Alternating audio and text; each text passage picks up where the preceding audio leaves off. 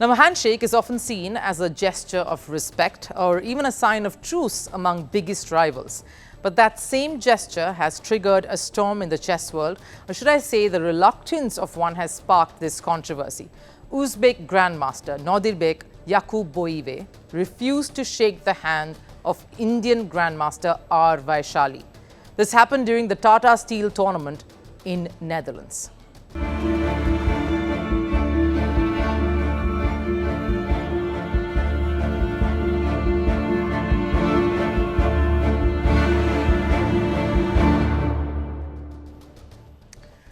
Vaishali can be seen extending a hand before the start of their match, a customary practice in the world of chess to greet the opponent before the start of any game. But Yakubboev sat down without responding to it, leading to a bit of an awkward situation. Once the video went viral, the Uzbek player received a lot of flack for it.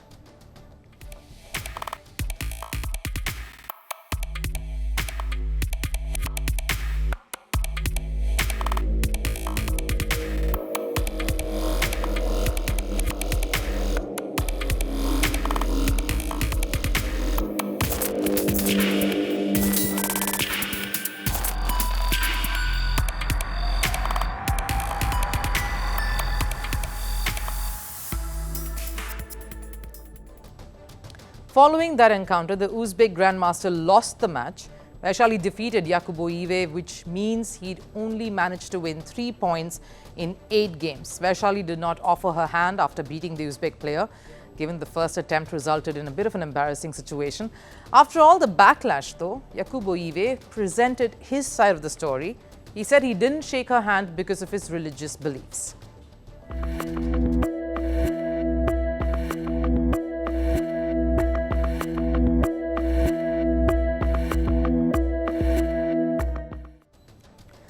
But is this enough really to bail the Uzbek out of this scenario? Because all this has done is only point out the chess players' double standards. Yakubboev in the past has engaged with the customary handshakes, yes.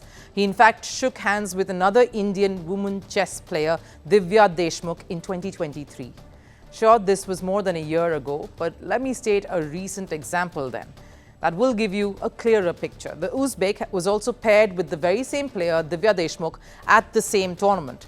Instead of the handshake, though, he went ahead and fist bumped her, which clearly negates his explanation and reasoning of not touching a woman. Or does Yakubboev have a different definition of a fist bump that the world is not aware of? After igniting the backlash he was bound to receive, the Uzbek is now being cautious. He's letting his female opponents know beforehand about his restrictions. Today I told Irina Bulmaga about it. She agreed to it. But when I came to the playing hall, the arbiters told me that I should at least do namaste as a gesture. In the games with Divya and Vaishali, I couldn't tell them about it before the game, and there was an awkward situation. The only problem is the realization has come in pretty late. Sure, it's a grey area when it involves religion and whether that should really influence any area regarding sport.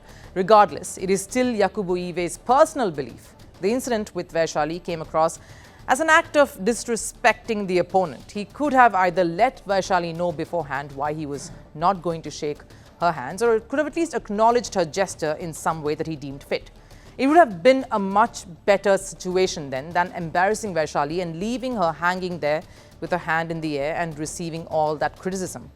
Something Germany's only female grandmaster, Elisabeth Putz, also felt. I blame him for his hand gesture of refusal, which made the whole thing so much worse.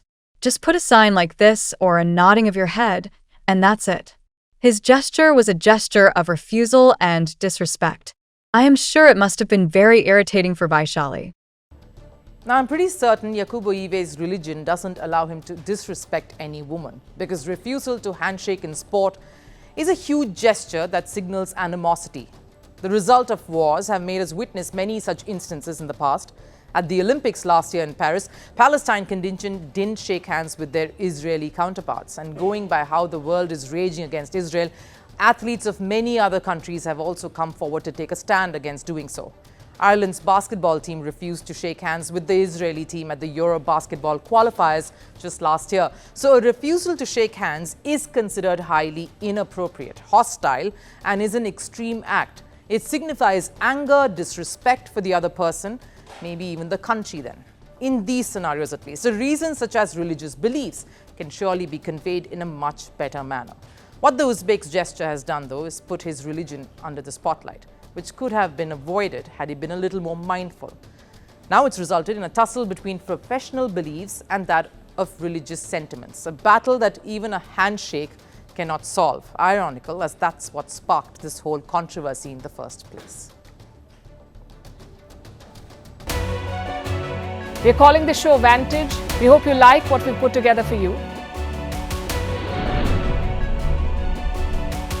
Touted as the minimum defense from that video. India's neighbors were the first to send the special edition of Vantage live from the White House throughout this week. Yes, Hindu Mandir in we're on our way to Tel Aviv. City measure, but it's also the perfect way to drive. I don't think that Prime Minister of Bhutan, Sherin Tagwe. Welcome to 60% of the world's office. Prime Minister Modi. Divya, we were actually how are you doing? How do you like? It's been 1 year since that meeting. Iron bars separate you from the outside. Out the vote effort. Trump had, it says, and at $4.3 trillion. 4.3 300 billion by 2030. That's what we need to tackle climate change.